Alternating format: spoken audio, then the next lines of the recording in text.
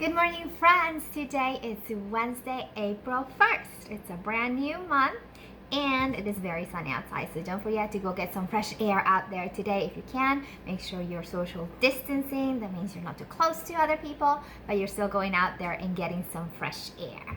All right, so here is our message today. We have 3 today. The first one is going to be our ELA work, which is going to be to rip out or cut out letters from magazines or newspapers or any of those like junk mail that we get in the mail sometimes. So parents, this is up to you and how you see your child holding the scissors. So if they can go ahead and use the smaller scissors. Thumb goes in the top little one, and then you have 2 fingers in, 1 holds there to open and close. If they can't do this yet, it's okay. Just make sure that the thumb is up, pointing up when they're cutting, and they're sustaining, holding the paper with their other hand and doing this, as opposed to this, or just like, you know, trying to get it together. That means they're not quite ready yet, and if they're not ready yet, that's okay. They can rip. So they're going to rip little letters off the paper like this. Totally fine if they miss a little spot, it's okay. Try to find letters that are pretty big so they can rip it or cut it. Or if you don't have any magazines ready or anything like that, you can make some letters on your own. Just write it out for them on a piece of paper, and then they can rip it and or cut it out themselves from there. 2, my smaller students, my 3-year-olds, you guys can start finding letters that are in your name. So parents, just give them a guide, give them a model, say this is your name. Find these letters, M, A, B, whatever the letter may be.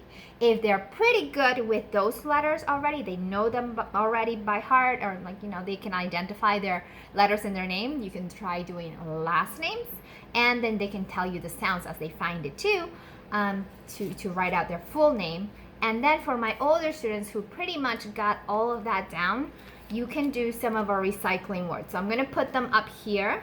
I'm going to show them one at a time, and I'm going to say them so that you know which words you can make with the letters that you find. Because I know we're not really doing our unit of study right now, but I figure I might as well give you some vocabulary words that you usually do in the classroom anyway. So here are some words that you can find with those letters, or you can make with the letters that you find on the newspaper. Glass, plastic, paper, trash. Ooh, this one is 2 words. You can do this. This one might be a little challenging. Recycling truck. Ooh, this one's a big one too. Aluminum, the cans that we recycle. Cardboard.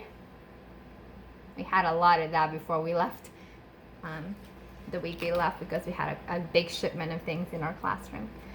Compost. This one's a special one. Remember all those food scraps that we don't eat? That's compost. And compost bin. The second word is bin, B-I-N. So that's another one you can do. And let me see if I have any extra ones for it. You can do earth.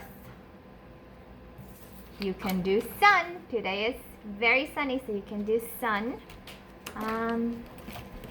And because it is springtime, a lot of people are going to be planting, so you can do plant as well. So those are some of the words that you can do when you find letters, when you're cutting them or ripping them out of the newspaper and the magazines.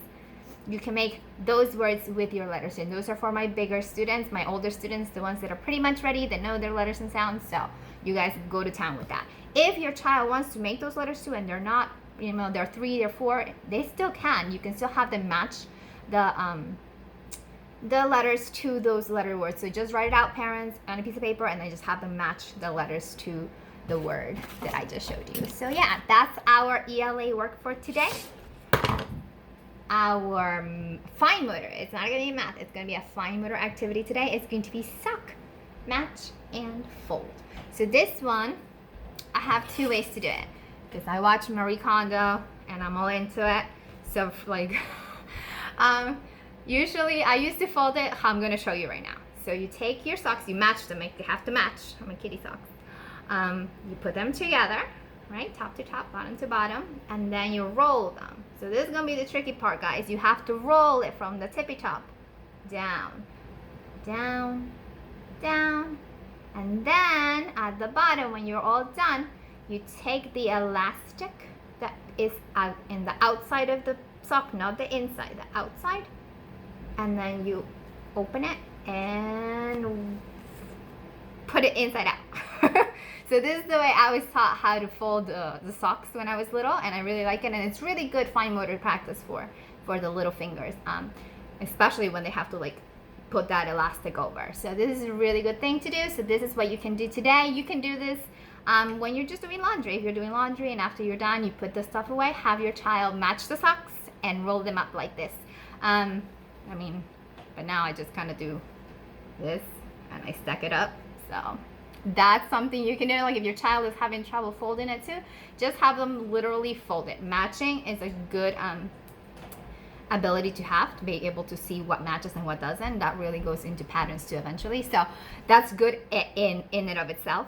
But if they can't really roll it yet, just have them fold it in half and that's good to go. All right, so those are different ways you can do the sock and match activity, the sock match activity. And then today is Silly Face Day for our School Spirit Week. Today is going to be make a silly face. So you can make a silly face, send me a picture on Dojo, or you can use a filter. I think you can use like a Snapchat filter or Instagram filter, whatever has filters, and send them over to me and we'll post it up on Twitter. All right, so that is it for today, friends. I hope you're having a good day. I hope everybody's gonna have a beautiful rest of the week, and I'll see you guys tomorrow.